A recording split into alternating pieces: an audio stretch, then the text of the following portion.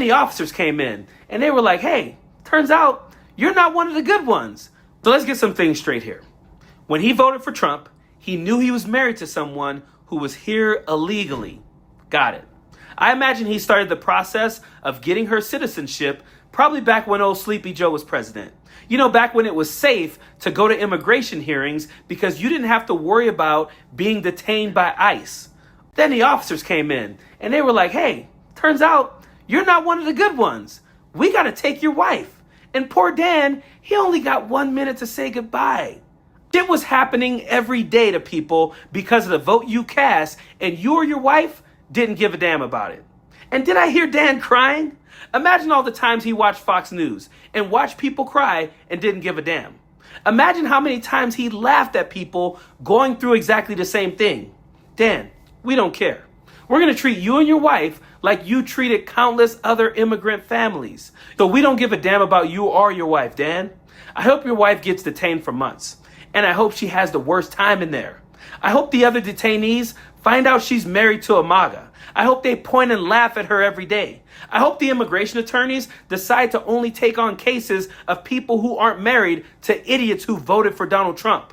I hope your wife is sent back to Brazil. I hope you have to go there too. And I hope when you get there, the government in Brazil deports your ass back to America and don't allow you to ever step foot in Brazil again. I hope your only interactions with your wife from this day forward is on FaceTime. And I hope it ends your marriage because that is exactly what you voted for. Again, I want you guys to understand something. I feel bad for not feeling bad for these people. I am typically a very empathetic, good person who would be fighting for a family like Dan's. But the fact that he voted for this, the fact that the dude walks around, rides a horse, wearing a Trump fight shirt is crazy to me.